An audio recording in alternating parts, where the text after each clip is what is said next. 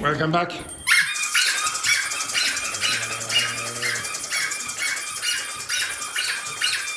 Stop!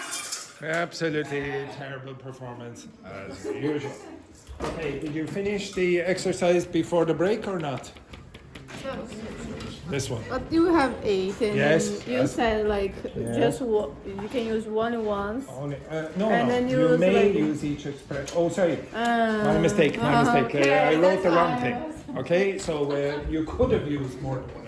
I said the right thing and then I wrote the wrong thing. Okay, we'll go over the answers. Okay, if you look here, you will get the answers. One sec here. Okay, so according to the health minister, the vaccination rate has now surpassed 80%. What's surpass mean? Surpass, what's that mean? Over it. Yeah, has gone over 80%. Which? Yes. Here. Okay. In Spanish, all right, very good. Okay, breaking news, a large explosion has rocked the city centre, so caused commotion in the city centre. The government has introduced emergency measures in response to the recent flooding. What's flooding? What's flooding again? Yes, inundation, okay? Next. Yep. The government has introduced emergency measures and you said led to? No. Okay, so what would it would be the reverse. It would be the reverse. So recent flooding has led to the government introducing emergency measures, blah blah blah. Okay? Number 4 would be this has led to. Okay, if you look at the bottom, despite or there are fears that ongoing negotiations. So actually that's not true. Despite ongoing negotiations, the union has announced a strike. That's correct. There are fears that ongoing negotiations. This has led to number 4 or no? In number 4? No. No? No. Okay, so if you use despite and the next word is the next word has to be a noun phrase. So ongoing is an adjective, and then this thing here is the noun. So despite ongoing negotiations, the union has announced a strike. What's a strike? A protest where people don't what? They don't work. What country is famous for strikes? France. Okay, so they very often go on strike. So this thing, this is a surprise. Or sorry, this is a surprise because of this. Now, they say down here, there are fears that may be used for number 4. That's not true. Okay, you cannot say there are fears that ongoing negotiations. You cannot do that. Okay, I'll take that out. Next one then, number 5. It has been confirmed that the blast was caused by a gas leak. What's a leak? Yeah, an escape. When a liquid or a gas escapes from a We pipe. can use running also, like No, not in this case. When the sink is. No, you can say the tap is running when the water is coming out of the tap, but if it's accidental, it's a leak. Okay? So in this case, yeah. The 5 could be it has been confirmed. You're saying number 5 could be it is confirmed that. And if you just look at number 5, yes, well done, Eleanor. Okay, good work there, excellent work. Yes, the correct answer is the correct. Could be there are fears that. Yes, I might accept that. Okay, there are fears that. Okay, so this you could possibly replace with this. There are fears that. Now, the reason it would sound a little bit strange is why would you be scared about that? Unless, for example, the buildings now have been built in very substandard fashion, and maybe there's another building where they're suspicious that maybe something might happen. Again, another gas leak. Okay. Next one then. Despite the rising prices, consumer confidence remains high. So you cannot replace that with there are fears that. Okay. Next one then. there are fears that the new variant may spread faster than previous ones. So you could talk about the coronavirus, for example. There are fears that people are nervous about this or whatever. And the then expert claim. again, The expert claim. yes, I would accept that as well. Yeah. Experts claim, blah, blah, blah, that the new variant may spread faster than previous ones. You could say that as well. And then the last one, the discovery of the documents has led to increased pressure on the cabinet. Now, does anyone know what that last word means? What's the cabinet? Yeah. Which office? Like the parliament. The official cabinet. It's the official, it's the ministers in the government. Okay, so the cabinet are all the ministers in the government. Okay, so usually the important ministers, they won't be the junior ministers, they will be the senior officials. Okay, right. Now, you will be using that language shortly in an exercise that I'm going to ask you to do. But before you do it, I would like you to look at a genuine newspaper article on the changes in the UK visa legislation that Petrini was asking about. Now, can everyone say hello to my new student in the afternoon? Okay, this is my new student in the afternoon, Luca. Hello, new student, Luca. Hello, Luca. Sorry, what do we want in this class, please, Eleanor? Corruption. Taking to the eye. Fake enthusiasm. So again, hello, new student, Luca. Hello, new student Luca. Yes, very good. It is no, true. it's true, it's true. Yes, it's true. It's true. Today, Unfortunately. he's only coming for Tuesday, Wednesday, and Thursday because he has to work on Monday and Friday a lot more. So today, on Tuesday, Wednesday, and Thursday, we're only going to do boring grammar exercises. Really boring. I will not be speaking. It will be just him writing. Okay, that's basically. I'm so happy. Oh, I'm so happy. Wow. Really. So this Friday we go to. It's Hugh. Hugh. Everyone pronounce that? Hugh. Hugh Lane.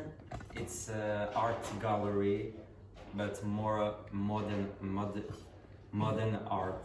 Hopefully his English will be better in the afternoon. Yeah, exactly. Don't worry. And it's for free, and the meeting point in classroom number 1 at 2 p.m. 2:30 p.m. Sorry. So it's 0. Okay, and €0, everyone. Zero. €0. Zero. So, yeah, very good. And Very the important for my students. Yeah, very important. And the second information is for next week. We do the international lunch. Okay, so I say the information now for you prepared if you would like participate. It's in the school and start at 2 p.m. and it's in the hall during the afternoon, next Friday, in classroom number 1, 2, and 3 and 4. Yeah. So cook things about from your country, and you can bring. So what are you making from Switzerland? Nothing from Switzerland. Nothing. Portugal, yeah. Oh, Portugal. Yeah. How do you say bacalhau in English? But Yeah, good. it's a good question. Yeah. Goat, I think. What? Goat. Cod. C-O. C-O-D. C-O-D. Just yeah. think cod. So I don't know. Yeah. I don't You're know. from Portugal. Yeah, I'm Portuguese. I thought you were Swiss. I'm Swiss and Portuguese. Swiss Portuguese. Oh, Yeah, okay. All right. because in Switzerland there are a Yeah, lot of maybe immigrants Portuguese. Yeah, exactly. from Portugal. So, what do you call those pastel things? What Pastel called? donato. Donato. Yeah. Should make lots of them. I quite like them. Yeah, as well. Yeah. This is Excellent. Very good. This is cool. Thank you All very right. much. Thank you, new student Luca. See you. Okay, what a disgrace, all of you. What a disgrace. Okay, so I'm going to ask you to read those, and then I'm going to ask you to answer 2 questions about it. So first of all, get the QR code. A QR code.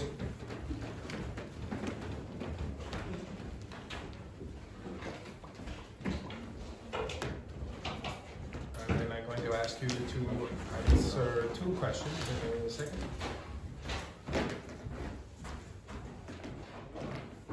Okay, and the two questions will be. Where are the questions? Blah, blah, blah. Here are the two questions. They should be on your page that I gave you, yes? You see reading comprehension questions. It's just below the discussion questions on the use. Okay, so those two questions should be on your page that I gave you out before. So what is the main concern expressed by Vivian Stern regarding the proposed changes to student visa applications, and what actions have UK universities already taken in response to financial difficulties according to the UUK survey? Okay, so read that document and answer those questions which are part of it. Okay, so Helena, you work with you work with Fabiana for a moment, and Dr. Victor, you work with Dogme, and Luis, you work with Vicente. Encourage you to work together. Right?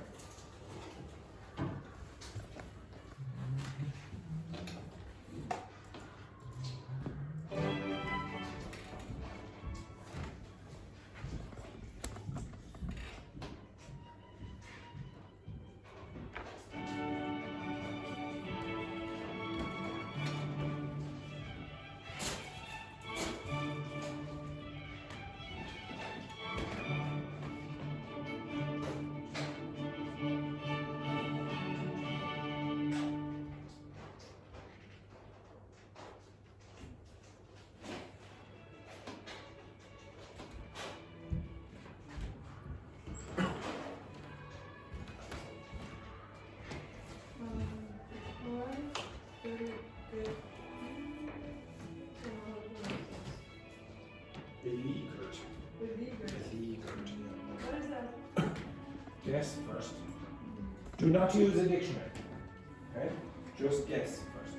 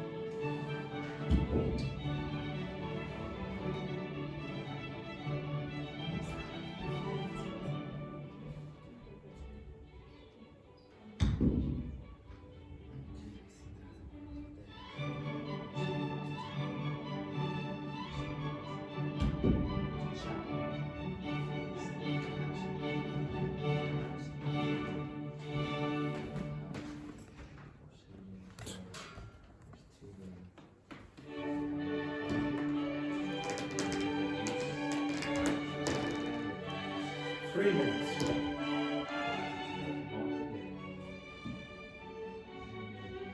So work with your partners to get the answer.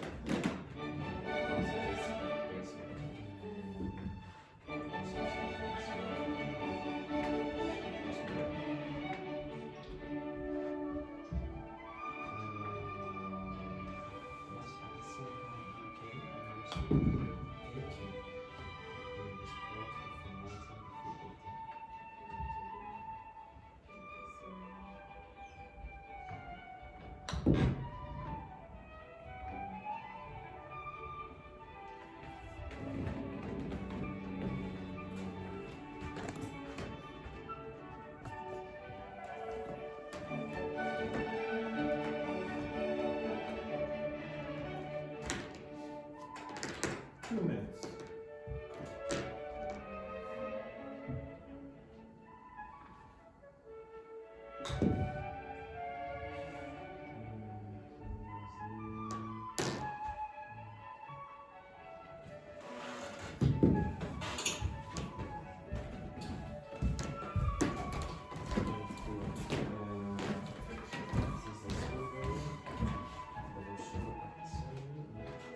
What's a question? Which? What's a question? To be ready. No. Questions are here.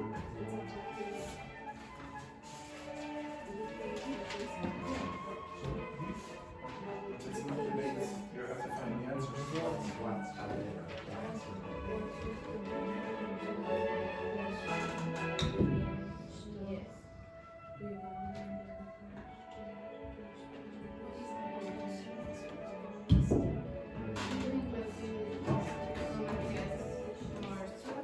Because they have been closing some course, reducing it. So, it's just like they need to take care of consumers and their rules for immigrants like usually from the countries.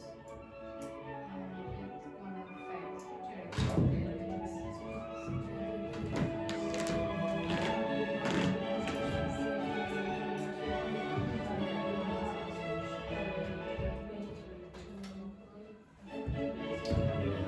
Actually, I don't think this is about that. It's just like how people are afraid of the how do you say Asylum seekers. asylum. So asylum. So because like these people go there and they study and then they go like visa and then they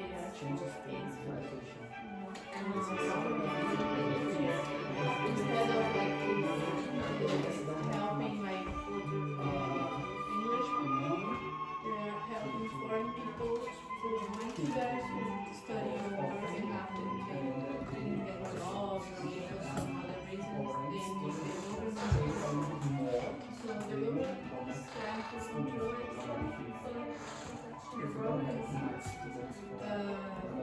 1 minute.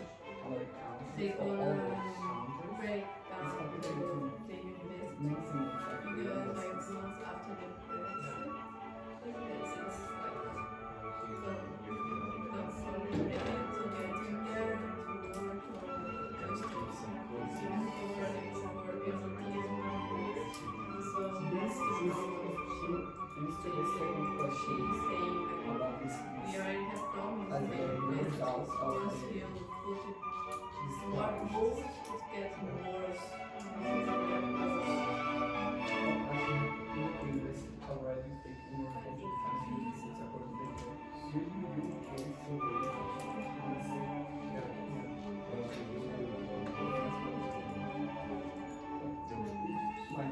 I talk about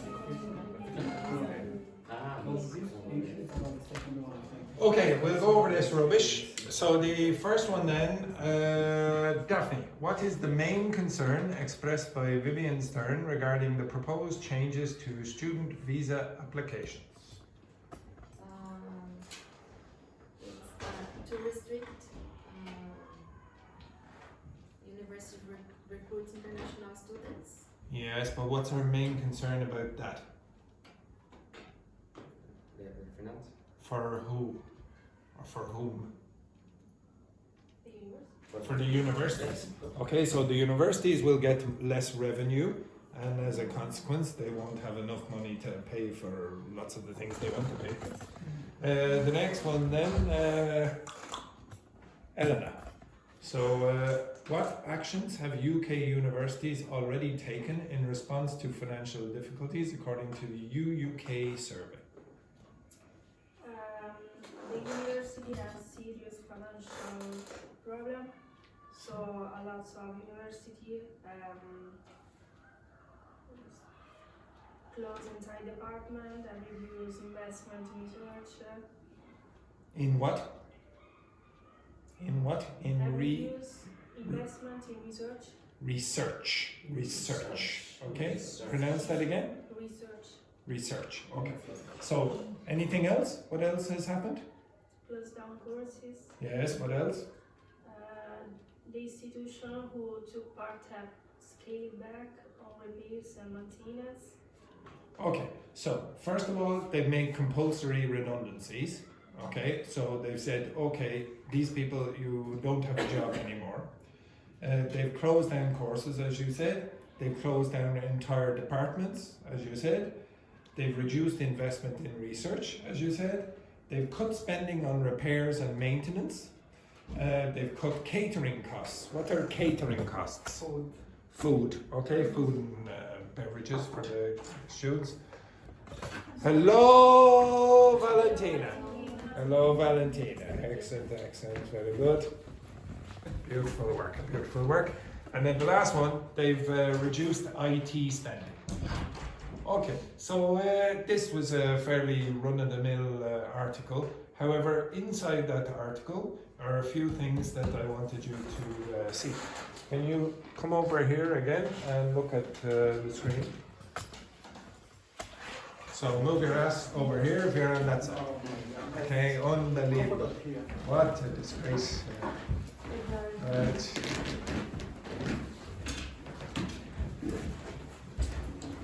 Okay, so as I said before the break, sometimes the grammar of news headlines and newspapers is slightly different to what you would expect. What tense is that? Present. Present. What are you talking about? Past, the present, or the future? Present. Are you? Oh, okay. Future. Yeah, no, you're probably saying past. So if I said, Oh, okay. if I gave you this newspaper headline, so for example, this, okay?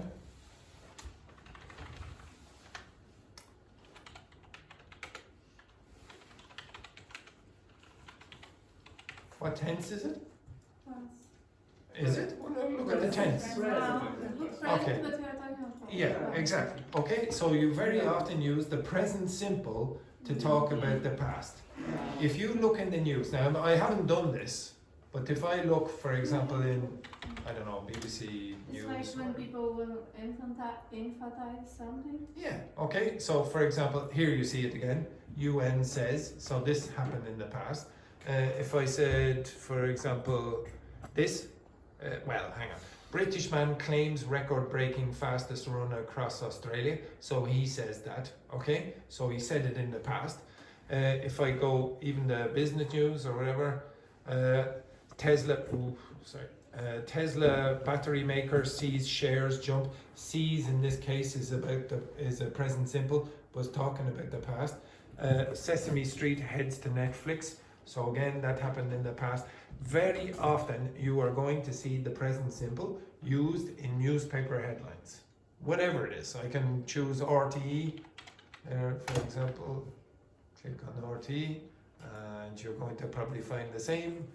Yes, UN says, again, the same thing, even though you're talking about the past. Man arrested. What's that, by the way? That's not the present simple. Anyone know what this is? What's that? What's that? Yeah, it's passive voice. Okay? What is missing is the auxiliary verb. So what you really want is a man has been arrested. So that has been disappears, the two auxiliary verbs disappear, and you get the past participle.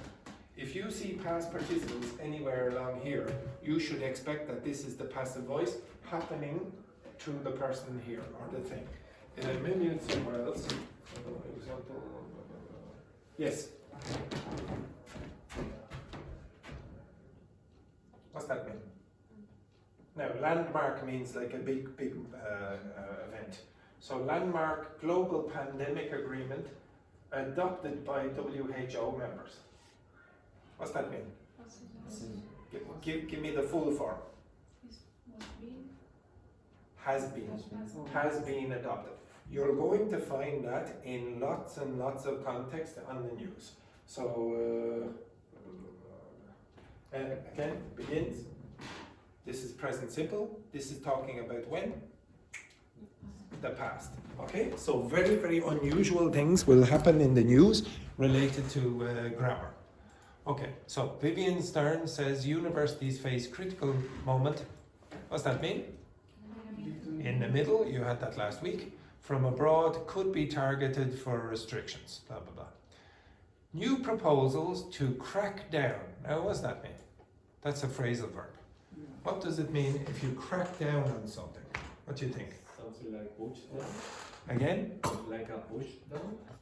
Yeah, so what would you expect then? I mean, new proposals to crack down on student visa applications. What are they going to do? Increase or decrease? Decrease, exactly. Okay, on student visa applications in order to reduce asylum claims, we'll make the financial crisis facing beleaguered UK universities considerably worse. Now, a couple of weeks ago, I said, okay, try to learn words in their context and guess them. What do you think this word is? Do you think it's positive or negative? Based on the context around. Negative. You see the word worse, you see the word financial crisis. So beleaguered means in a very bad condition. Okay, so they're struggling, they're doing very badly. Okay, so beleaguered. Ahead of, what's that mean? In front of. So in this case, in front of time. So before the publication of an immigration white paper, there have been, what tense is that? Present perfect. What did you see when we were listening to the news? Present perfect, present perfect, present perfect. Here it is again. That student visa applications from nationalities considered likely, what's that mean? Probable. Yeah. So likely to overstay. What's the overstay mean? Is there between the time? Over the time. Over the Okay, excessive. You're breaking the law. And claim asylum in the UK could be targeted as part of a new government crackdown. Now, do you see this? What's that? It's a phrasal verb. Okay, what's this? Adjective. It's a phrasal noun. Okay, so of a new government crackdown, you see that the words have been put together. So in a phrasal verb, you're going to have two words split. Usually in a phrasal noun, the words are together, maybe like this, or with a little hyphen in between. Or sometimes they reverse the words. Okay? So, yeah, like sometimes you might have something. Now this doesn't exist, but you might have down crack. Okay? But that doesn't exist. Okay?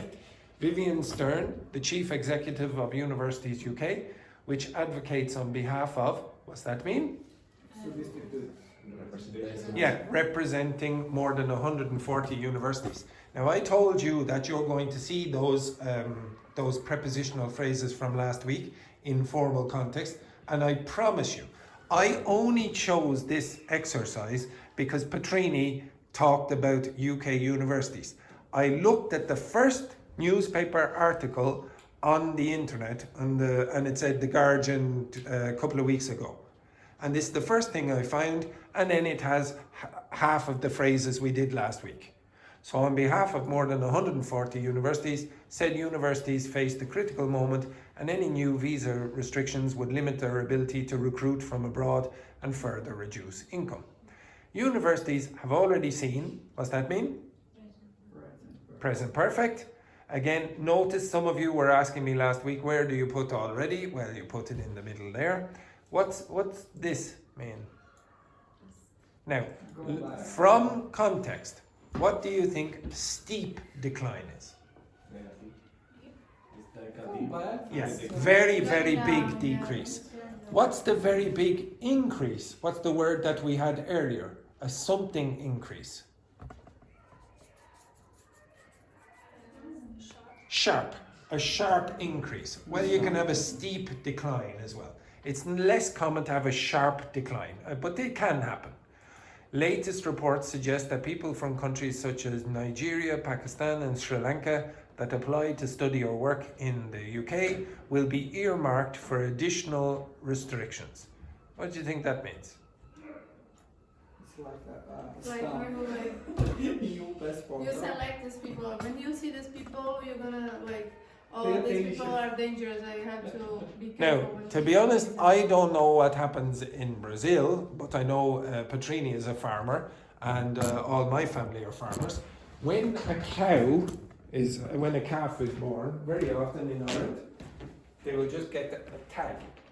Okay, so they'll put a mark on the ear like that. Say that person, or not that person. Okay, you don't do it to That people, animal. to that animal. Okay, so to this calf, etc., is number whatever, etc. So if you're earmarking something for something, you're saying, well, this is for this purpose. Okay? Now, if you say here, why would you say apply to study and not apply studying? Could you tell me why that is a to infinitive? Why is that a to infinitive? Because it's a future. Yes. Okay, you apply now. Why? Because you want to study after. Why did you come to Ireland? To study. To study, okay, or to improve your English or whatever, or to find an Irish boyfriend or whatever, etc. You know, those kind of things. Okay, it depends on the context. Okay, the government is working with the National Crime Agency to build models to profile applicants from these countries who are likely to go on to claim. What's that mean? Continue. No, it means actually to change. If you use the to infinitive after go on, it means that they were doing something and now they're going to change to do this. Okay? Nearly 10,000 asylum claimants who arrived in the UK legally on work or study visas were living in taxpayer-funded accommodation, such as hotels, at some point last year. What's that mean? To put some elements in front of. For example. For example, hotels, such as hotels. Stern said the immigration white paper is, by the way, what's a white paper? I don't know. Like official documents. It's an official government document. Okay, so the government is saying that this is going to happen. Is likely to restrict. Now, how many times have you seen that word? That's 3 or 4 times in the word in the page. So if I go, where is it? And let's click on that. I don't know why it's not doing. Oh, sorry. Hello. 3 times there. okay, in a very, very short space of time. It is quite common to see the word likely in a document like this, okay? Again, it means probable. To restrict the university's ability to recruit international students and make a difficult financial situation facing the sector considerably worse. How many times do I see the word facing? I'll see it 3 times as well. So you see the word facing quite a lot as well. The next one then. She also accused the government of trying to distract from the visa issue with a story about vice-chancellor pay. What does that mean? Good question. Who is the vice president of the United States? Vice. J.D. Vance. So the vice president is the assistant president. Okay? Now, it doesn't exist, but who is the vice director of this school? You. Me. Okay? So you don't call it the vice director, you call it the assistant director. Okay? But vice means like the assistant. Which said universities will be named and shamed. Now, this is a binomial. Okay? So like black and white, salt and pepper, etc. What does named and shamed mean? They're gonna talk about that. Yes, and they're going to, so this is going to happen. So they're going to talk about it and then they're going to say, oh, you are an absolutely terrible university. So they're going to say, they're going to call you out your name and then they're going to say, there's something bad about you. This is naming and shaming. You very often hear it on the internet when people are saying something terrible about someone, a TikToker or whatever, etc. By the way, yesterday I saw some TikToker died, was shot online in Mexico. It was awful. Yeah. During a video. Yeah. It's really awful. What? Yeah, somebody shot her and you can see, well, don't watch it, but you can see her dying in the video. It's awful. Yeah, she was making a live, like talking with the people, and someone arrived and killed her. Yeah, it was awful. And everyone can see that Yeah. in a live. I unfortunately I watched it. I saw it online. Okay. Next one then. If they hand out bumper pay packages. Bumper pay means like very, very big. Okay, so they're going to pay out a lot of money while delivering poor outcomes for students. What's that mean? What are outcomes?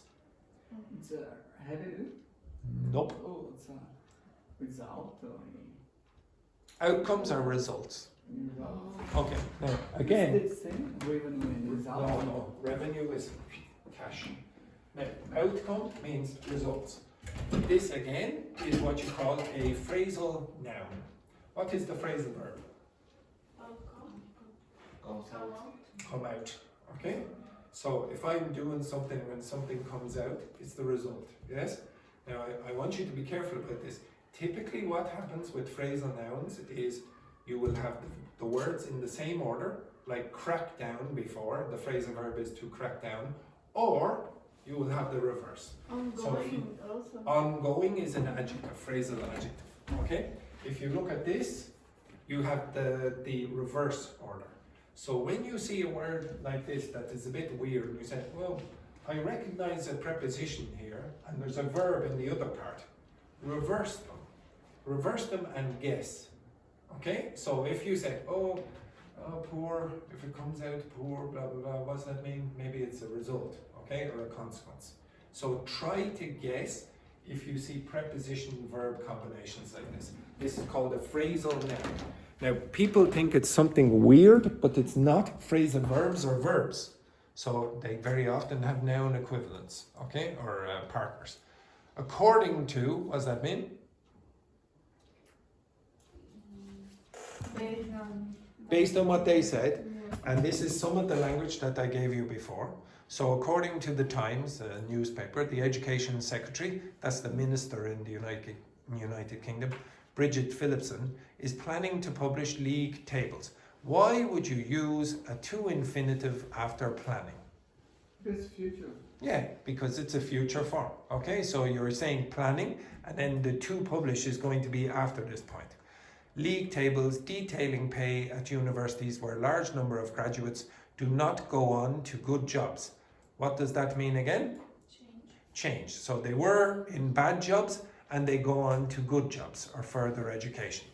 A Whitehall, this is the government that's where the government is based in the United Kingdom. So a Whitehall source was quoted, see that expression? Okay, was quoted, what's that word mean? I gave you that. Yes, they said that. Okay, so that's again from that sheet, was quoted saying a hard rain is going to fall on universities that continue to be so, how do you pronounce that word? Blasé. Okay, so blasé means they don't worry about it, it's okay. It's not so serious, even though it probably is serious.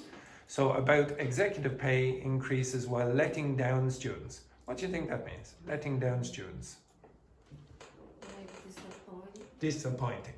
Now, what's the word that causes you to think disappointment? Is it let or down? Down. Down, exactly. The days of an unaccountable ivory tower are over. Anyone know what that means?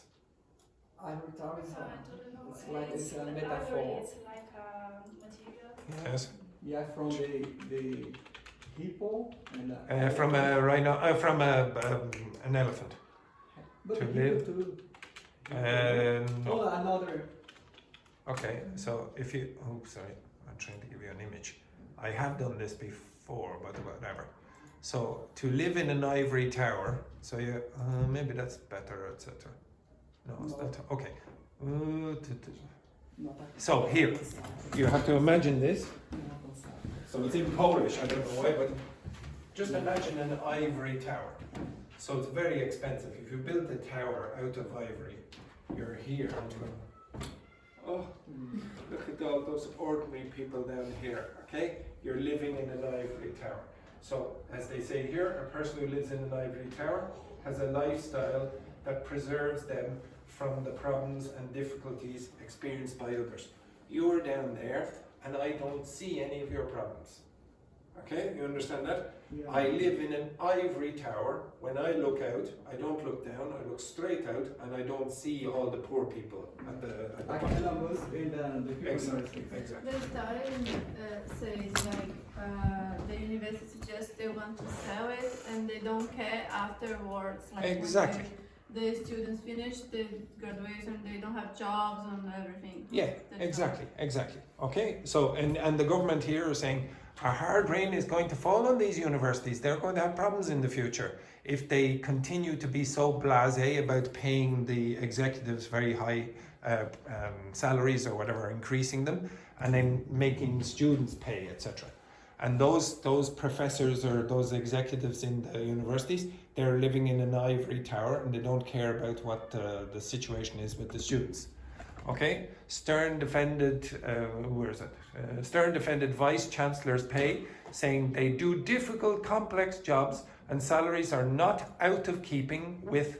Now, this expression, out of keeping with, anyone know what that means? So, guess from the context. Salaries are not out of keeping with roles of similar scale. Low salaries. Salaries not good. Yeah.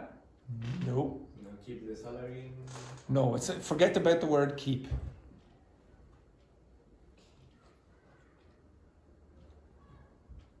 Okay, I'll give you a few examples then. Now, give me, 10 sentences with the expression out of keeping with. Now, guess. Oops, sorry, not that bloody thing again. Oops, I used the wrong model. Okay, it'll take ages doing that.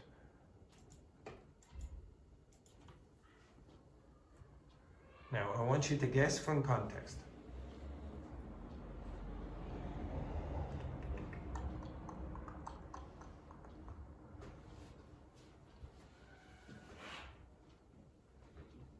Now, I know what you did. You read the expression at the top, which gave you the definition. Okay, yes, very good, Bella. What's a flashy gold watch? What do you think that is? Flashy. If it's flashy, what does that mean? Like, wow. Right. Wow, extravagant. Oh, it's a flashy gold watch. Was completely out of keeping with his otherwise modest appearance. So imagine, could you imagine me, look at me, the way I dress. wearing Ray-Bans. Okay, what do you think? Would you think there's something weird about what Andrew is doing there? Or for example,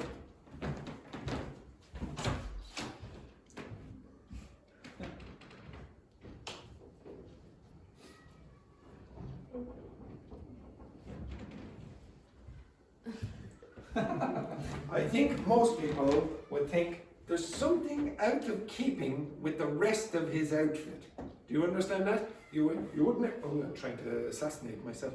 You would not expect that this thing should match this thing. You understand that? It would be seem a little inappropriate. Okay? The next one then. The politician's joke, so the politician made a joke, and that seemed to be out of keeping with the seriousness of the memorial service. Okay? So maybe you're at a very, very sad event, and then someone goes, oh look, wait for my next joke. Again, very inappropriate. It does not seem to be in the right place. It's out of keeping with this situation. If I said, for example, the violent scene was out of keeping with the rest of the light-hearted film. So light-hearted means not very, very serious, a little bit funny or whatever. Maybe, I don't know, for example, think of a romantic comedy, and then in the middle of the romantic comedy, Rambo comes along and shoots about 50 people, okay? So in that case there, that would be out of keeping with the rest of the film. You understand that? Okay? So that's what the expression out of keeping with means. If you go back to the document here, what's that mean? Complex jobs and salaries are not out of keeping with roles of a similar scale. So they're not inappropriate. That's what you would expect, they said. She added, it's a bit frustrating that the government has chosen, what tense? Present perfect, to throw out this story as a distraction. Now, again, you'll see throw out. Throw out this story as a distraction when there are some really serious challenges to deal with. She said university leaders are operating in an increasingly difficult funding environment, due in part to. Now, what does that mean? Because of, but what's that part? I've never shown you that before. Due in part to. It's because of, but not for all. Yes, not everything. So when you learn the expression due to, usually that's all you get. You don't get this part in the middle. So there's a more advanced phrase, due in part to. So it means not completely because of. Okay? Part, okay? Due in part to the dwindling value. I have given you that word before. In context. Can you tell me what you think it means? Dwindling. Okay? So, read that paragraph. Can you tell me what you think it means? And you know the rest of the context as well of the story.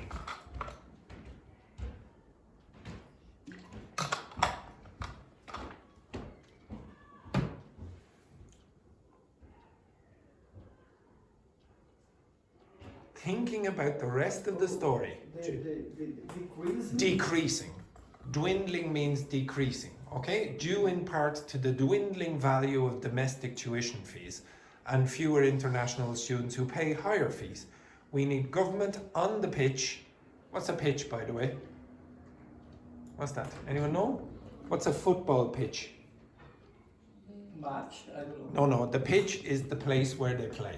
So instead of saying a football field, very often in British and Irish English, we say football pitch.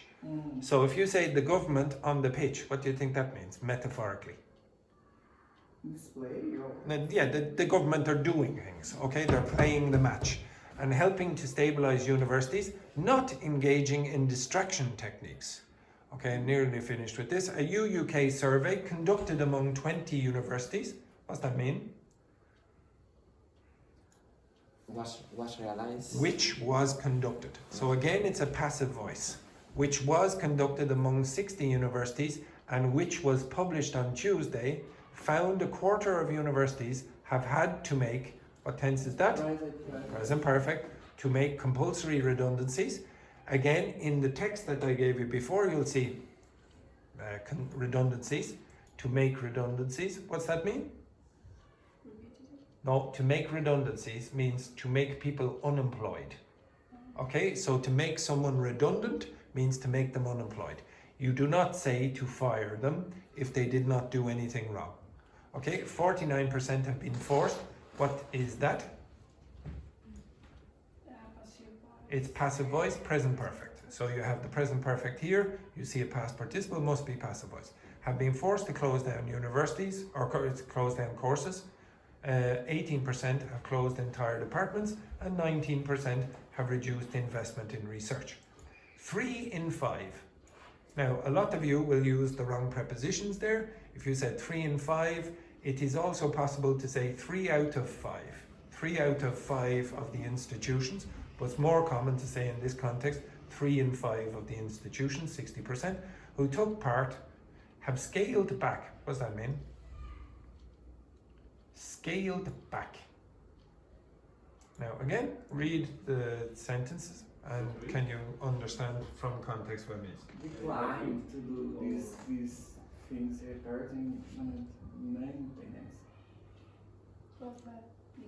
Yeah, decreased. Okay, so as Vicente said, it's sort of like retreated as well.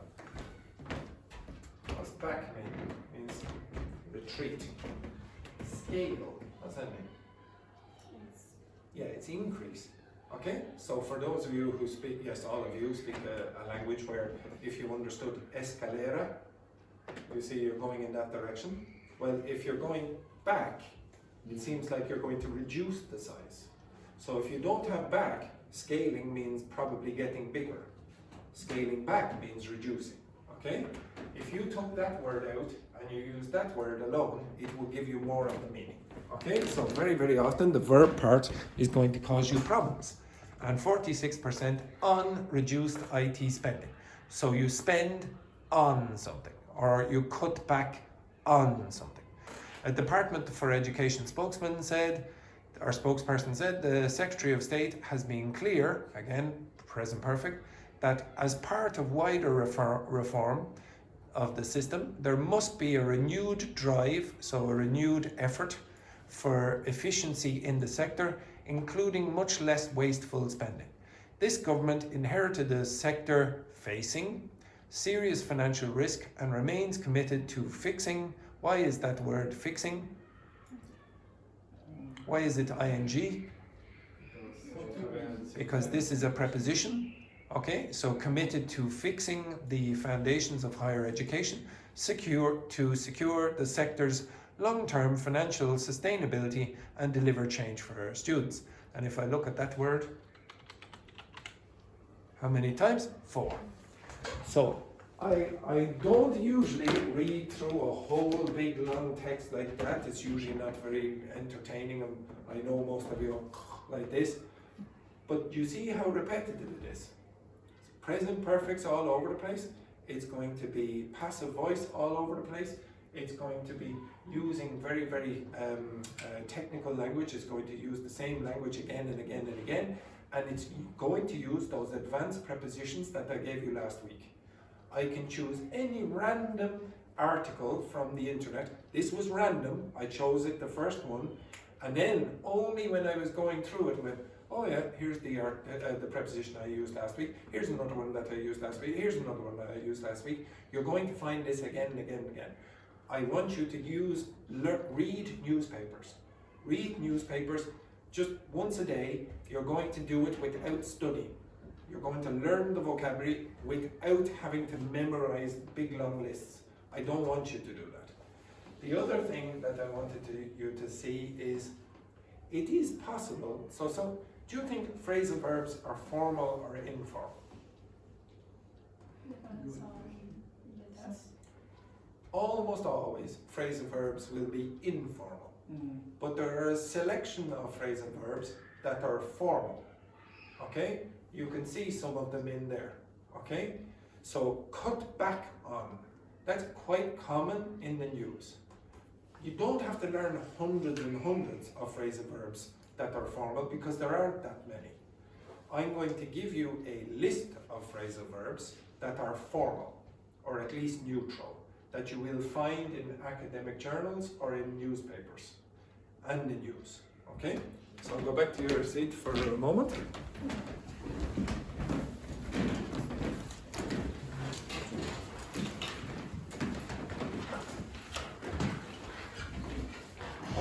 Now, the first thing that I would ask you to do, so here's the list, okay? There's a big long list of phrasal verbs. Well, not that long, okay? It's about 20 or so.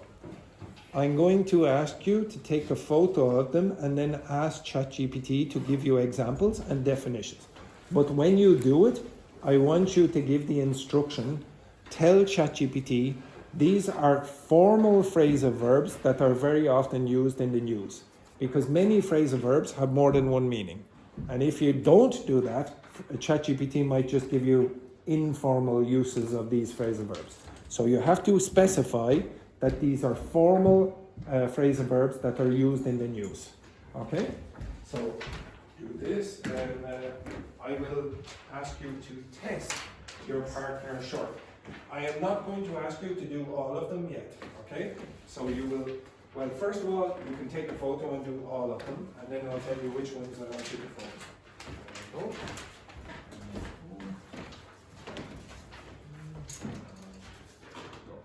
we go. Okay, so the first thing, take a photo, tell ChatGPT that these are formal phrasal verbs that are often used in the news, get the definition, and then get a few examples for each of them. Really what I'm doing is teaching you what I do every day after class that you can do on your own.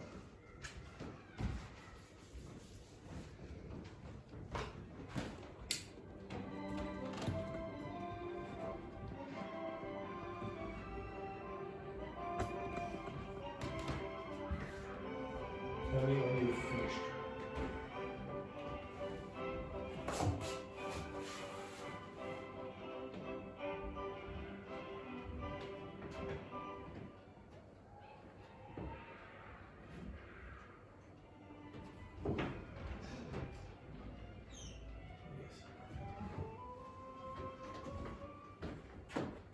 I don't care if you get the definitions in your own language. It's also acceptable.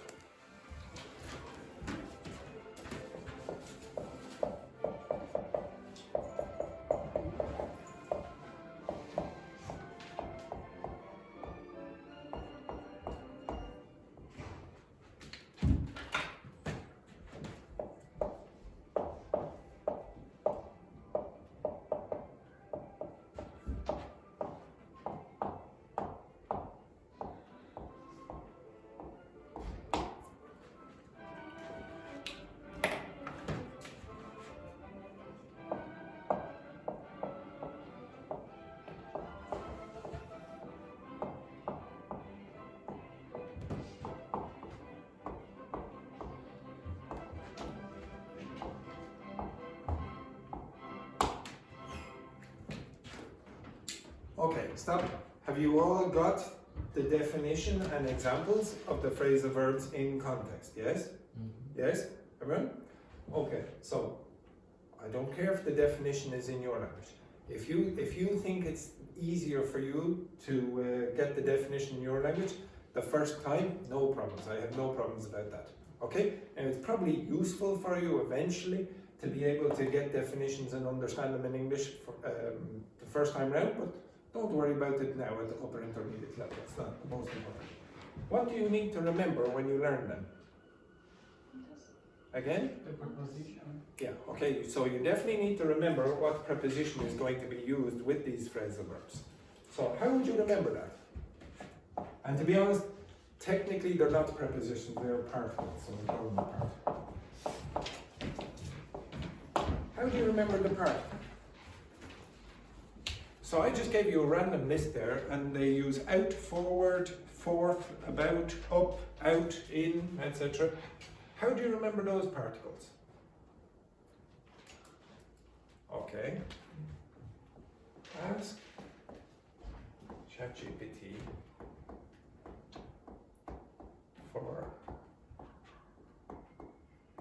the logic behind the choice of particle. Now, just again, if you're doing this, you can, if you want to make it easier for yourself, get the translation. Okay? I don't care if you get this explanation, just like the definition here, in your own language, if it makes it easier for you to remember. Okay? So whatever language you want, Spanish or Portuguese or Italian or Chinese or whatever, etc. Okay? Do that.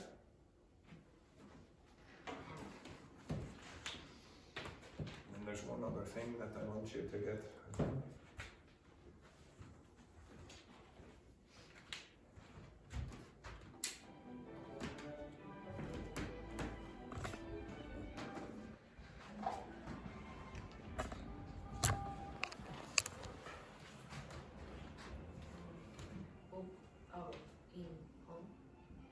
Yeah, why are you using them?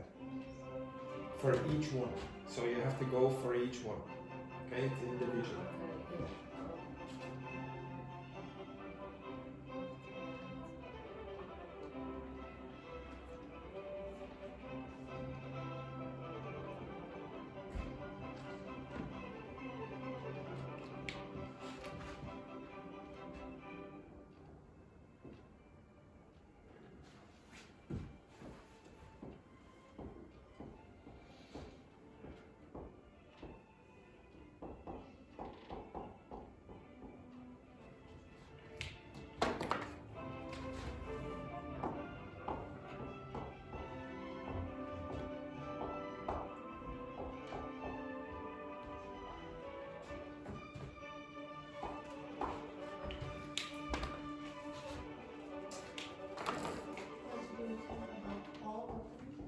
Yes, but don't worry about, really, to be honest, I don't really care about whether you do all of them or not. I'm just showing you what I would like you to do with all phrasal verbs. Okay, if you learn a phrasal verb, do something like this. And then the next thing, have you all done that?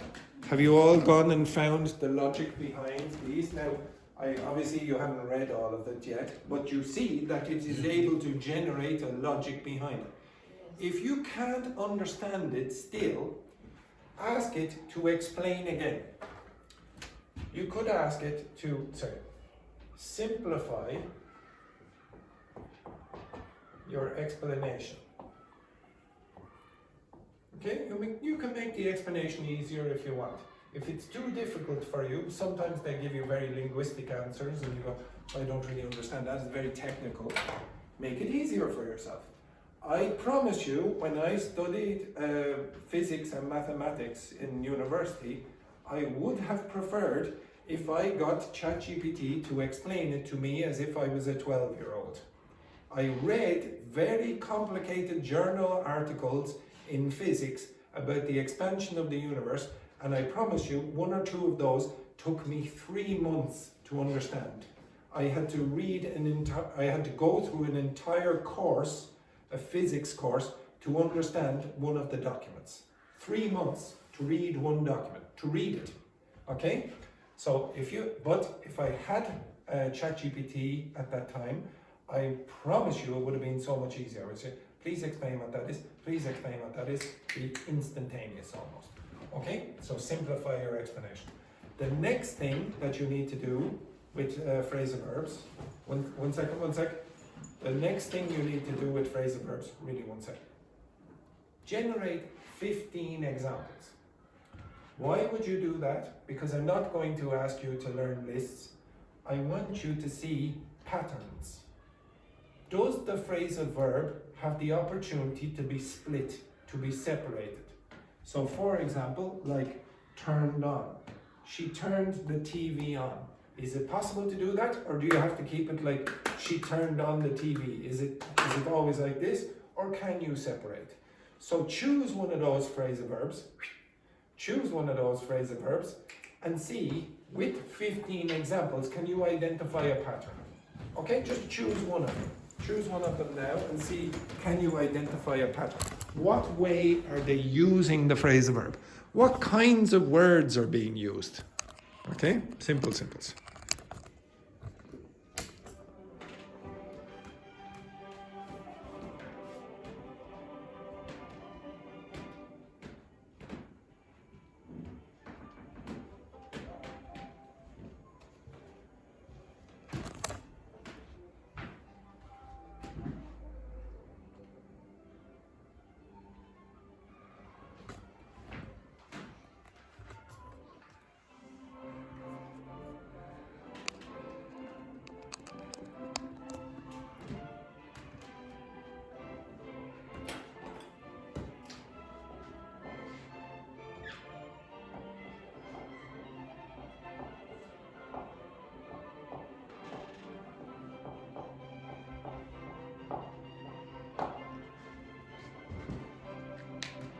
Now, have you got the examples? Do you see a pattern?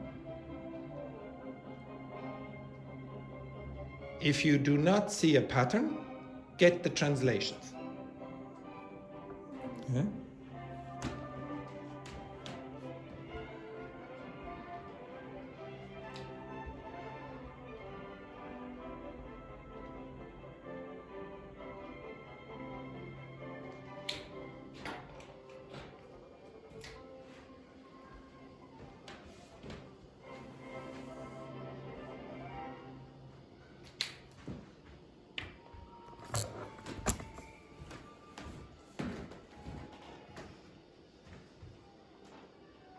Okay, yes, but I want you to choose one and then give examples.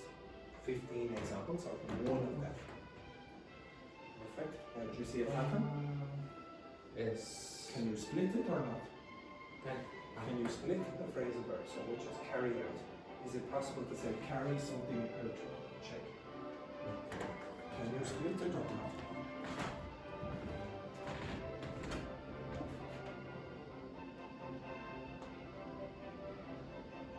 Yes or no?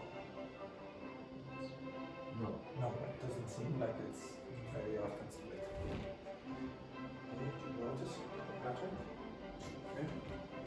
Did you notice if you can split or not? Okay, so is it possible to split? Yeah. Okay. Okay, stop. So some of you did it and some of you didn't do it. Okay. So the first thing that I would encourage you to do with phrasal verbs. Phrasal verbs very often in English have multiple meanings. Almost all phrasal verbs will have more than one meaning. Maybe 2, 3, sometimes they'll have 10 different meanings. Maybe more than that, 20. You have to guess from context. But sometimes you can give the instruction to the artificial intelligence, give it the context. I gave you the context. I told you that those things are phrasal verbs that typically happen in the news. So if you can give the context, give it the context. Don't just randomly give it, because then you're going to get many definitions and you have to go searching. Maybe they give you the inappropriate definition. So that's the first thing. Then ask for a definition, which can be in your own language, I don't care. And then give the examples. Now obviously the examples can be in English, but you can get translations, I don't care about that either. Then the next thing, what do you need to remember? The particles. Why are they choosing those particles? If you want to produce phrasal verbs, you have to be able to understand, in my opinion, why this particle choice has been made. The preposition, if you want to call it that. You can ask ChatGPT for the logic behind this. This is just to help you remember. If ChatGPT doesn't give you a good explanation, ask for another one. It does not even have to be true. It can be a lie. All you have to do is remember. If it helps you remember, well done, do that, okay? I have no problems with that whatsoever. The next thing, generate examples. If you generate examples of the phrasal verb, one of those phrasal verbs or whatever, you will start to notice patterns. First of all, you'll see, is it separable or not? So Belen's phrasal verb, to iron out, is very often separated. In the context that Dr. Richter was using his, carry out, it usually is not separated. Certainly not in an active form. Okay? So you will notice that from the examples. You are not going to be able to ask teachers for every single phrasal verb. You need a scheme or a procedure that you can use whenever you want without a teacher. You're going to have thousands of phrasal verbs. This is what you can do. Eventually, your intuition will develop. Okay? You will not have to do this for every phrasal verb. Eventually, you will realize the patterns before this. This is impossible to know without getting examples. You have to just get the examples in these contexts. The other thing with this is when you get examples, you get the context. So not only will you know are they separable or not, you'll see in what context they're used, which brings you all the way back to here. So you'll see the kinds of words that are used with carry out, to carry out research, to carry out investigations. You will get collocations with carry out, iron out problems, iron out differences, etc. You're going to get the collocations in the list, okay? In the list of examples, I should say. So identify noticing patterns is very, very important. Now, you asked me at the start, yes, what day is today? Tuesday? What day is today? Monday. Today is Monday. No. Yeah, yes. Jeez, for God's sake of myself. Today is Tuesday, yes? Tuesday. Tuesday. I said, is today Tuesday or Monday? And you said, for God's sake. Okay, I'm getting dementia here for that. Today is Monday? What? Okay, I'm repeating. Okay, so on yesterday you asked for the news, okay, the language that you might find in the news, and also you asked for phrasal verbs. Okay, now I know some of you asked for gossip as well, and I will give you informal language tomorrow. But I want you to contrast it with what you get today. Okay, so you might think phrasal verbs are only used informally. They are not. These are formal contexts, and you're going to use phrasal verbs. Also, notice what happens very often in the news. What tense? Present perfect. Why? Because they connect the past with the present. Connect the past and the present. It's so repetitive. I don't have to do this again and again and again, but I do anyway. Do you very often find the passive voice or not? Yeah. Yes. Do you remember what verbs are used in the passive voice very often? Be. To be. Well, the verb to be is, but what other verbs after? The past participle. Yeah, what verbs in the past participle do you very often find? Are you going to see cry? No, you're not going to see cry. That's okay. So you cannot use something that is intransitive. Again, said. Now, what if you say said in the passive voice? What do you very often see before it? It is said. It is expected. It is hoped. Those kind of verbs, those constructions are very, very often going to happen in the passive voice, in the news. Why? Because they're impersonal. They're not informal, they're formal. You don't have to learn the passive voice the way you did in the past. You can just get, it is expected, it is said, it is widely reported. Learn those phrases, and then you're learning the passive voice by accident.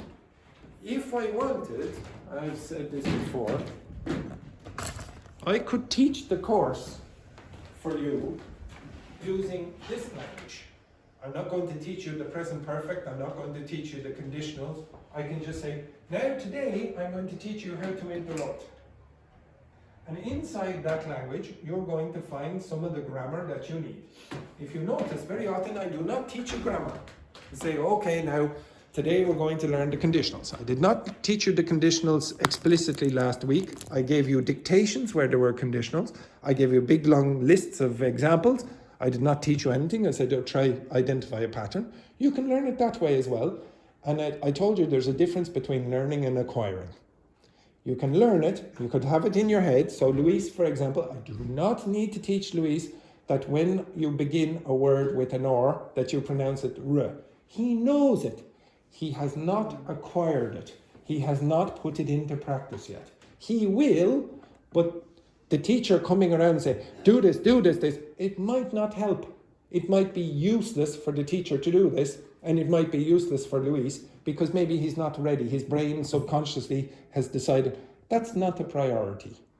No, it's true. Some of you will decide, but subconsciously you say, well, I'm not ready yet. I don't want to do it yet. Like, for example, Luis's English is quite good. If I have a conversation with Luis about a very complicated topic, we can have a complicated conversation. There's no problem. He will probably say, well, Andrew understood everything I said. We had a very good conversation. There was no problems. So really, do I really have to fix it? Maybe in your brain you say, no. But eventually he might get to a point where he meets someone where the person goes, what did he say? What did he say? And maybe then he'll go, yeah, I need to fix it now. And if you make that decision yourself, I promise you it will be much better than if the teacher says, I don't have to fix the past simple with anyone in this class, you all know it. But when I ask you to have a conversation about what you did yesterday, very often you use a present form. I don't need to teach you again. It's just your brain is not ready yet to accept, oh, I'm talking about the past, I have to use past forms. Eventually you will be better. Some of you think that there's a big difference between advanced and upper intermediate. Sometimes it's just that they have got to the point where they have fixed those problems that you already know are problems. You can fix them yourselves. And if you made no mistakes with the language that you already know, you will be close to advanced. Okay? Without learning any more information. Just using the information you have now better. Okay? In a more accurate form. I guarantee most of you would move up to advanced without learning any more vocabulary, without learning any more grammar. Okay? You've learned basically all the grammar that is required for upper intermediate if you go back through all those videos. All of it. Okay? You've learned participle clauses, relative clauses, all the tenses, all the preposition, dependent preposition and stuff, all that stuff. If you just go back through the videos, you'll get all that information. It's just, are you ready for it or not? Okay? The developmental stage. Okay, before you go, if you look at that page there. Oh yes, sorry. But with the phrasal verb, there are separable. Separable or inseparable, yes. But I can say she turned the TV on, but I can say also she turned on the TV. Yes, okay. Now, look at the name. What's that name mean? What's that mean? You can say. Say it again. What are the first two words? You can. You can. Oh. What's that mean? You can or you can. Yeah, you have the ability to say it with the words together or separated. Now there is one rule, okay? I'll give you this rule and then I'll let you go, okay? With separable phrasal verbs, like this one, I deliberately chose that one. Okay, I'm pretty sure you know sometimes phrasal verbs, as I said, can have more than one meaning. So if I said this, so I'll use this example. She turned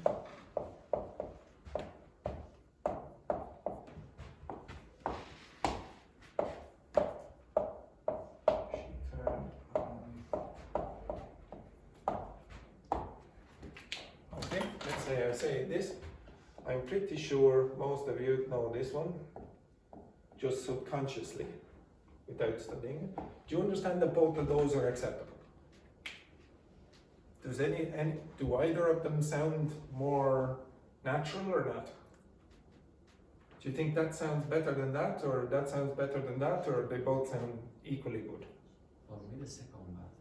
So she turned on the TV, she turned the TV on. Anyone else? Any preferences for the first one? Okay, you have a preference for it, doesn't matter. But it does matter if you change that to a pronoun. Okay, what's the pronoun you would replace the TV with? It. Now you tell me which of these sounds better to you. Like you want to mean the same thing. The first one. That one. You cannot say that one. Yeah. Okay? So if it's a pronoun, put it, and it's separable, it must be put in the middle. Okay, do you understand that? So if you look in the dictionary and you're looking up for, okay, don't look in the dictionary. In the past, you would have to look up a dictionary and I would have to tell you, well, how do you find out if this is a phrasal verb that is separable or not?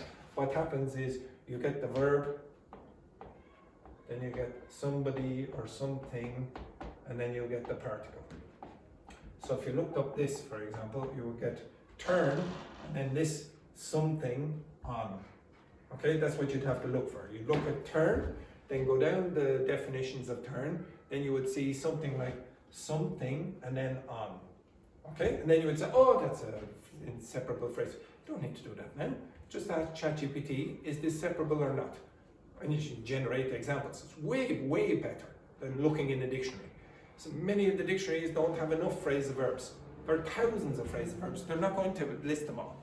Okay, but now you get ChatGPT will do it for you. But that's separable phrasal verbs. If you can separate them.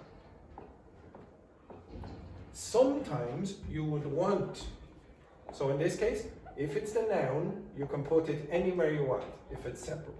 If it's a pronoun, you cannot. Now, why would you want to put this here?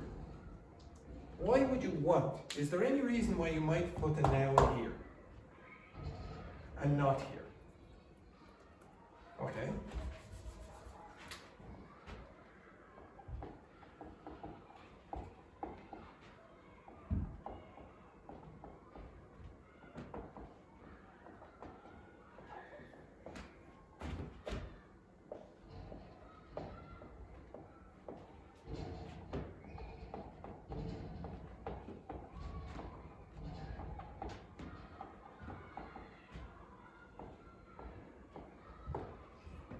Now, imagine I put that here. She turned the big old black TV that my grandmother gave me in 2020 on. Sounds You weird. get lost. Yeah, you get lost. Your brain cannot process all that information. Even a native speaker will go, all right, okay, yeah. Okay, now they probably expect it because they see the word turn, but could be off. You say, oh, it's off, okay? So if it's a very, very long object, generally put it at the end, okay? But in most contexts, if it's separable, put it in the middle. Now, if you've an inseparable phrasal verb where there's no separation, and here's where the problems begin, or another problem begins.